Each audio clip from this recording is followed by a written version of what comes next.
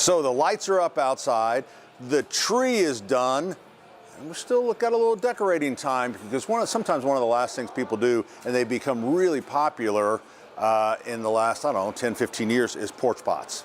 Because as I recall in my youth, I don't ever remember doing porch pots. I mean, or even having that term of porch pots. And it's kind of funny, when I was a kid, we just had whatever scraps of greens that came off the trees, we would sell those, or the little bundles. But now, of course, if you go to a garden centers, you see cedar and you see pine and shore pine and juniper. I mean, it varies, and so you can get some beautiful pots. So if you want to do your pot outside, the downside right now, although with the warm weather that we had, I don't know if it would thaw it off enough, but we generally will use just a potting soil inside. And now and a lot of people, sometimes people use floral foam and you cut it and kind of fit it into the pot. But soft potting soil is fine. You think, well, won't it fall out? Well, you take it outside, it freezes. So then everything gets frozen in place. So you start off with your basics, and we usually try to get greens that will kind of flow over the top. Kind of that same thing when you do a flowering basket in the spring where you've got your, your fall stuff that falls over. So it's the same thing, and white pine is great for that. You just kind of let it drift over, and you kind of see it over here. And then you want something that's a little tougher, and that would be generally what we use because it's plentiful. Well, it's usually plentiful until the crisis on the tree shortage, which is Fraser fir, or just something even like a Scotch pine or shore pine. And you can just kind of pop those in and kind of create that. So this is what you're trying to create. So you get your basic foliage and then go, wow, that's what I have.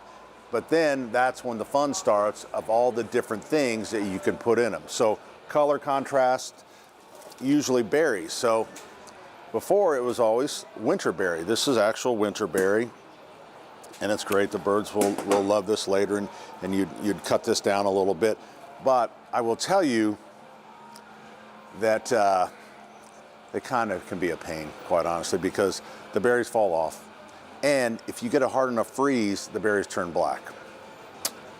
Doesn't make it so pretty anymore. So I would probably say, although we still sell a fair amount of those, now that you can buy faux berries that are actually frost-proof, so you can put them outside. Before, when you took the fake berries, as soon as they froze, they would pop open, and then you would see this white split. So it's kind of nice. You can kind of just pop them in.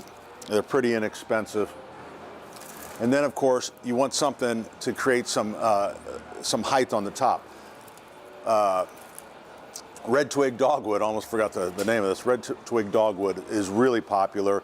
We used to sell just a lot of painted branches, and we still do, but people do like the natural look of red twig dogwood. So you have that going. Then you can add, you got cones. This is, so all the different things, and believe it or not, these are even faux cones right here. So you can shove it in there, and then maybe if you want it to be snowy on one day, you could put snow in there. But in other words, you can kind of do your own thing, and then you can really, you got a lot of different textures, so it's a lot of fun, it's attractive, and it's easy to do. If I can do it, you can do it.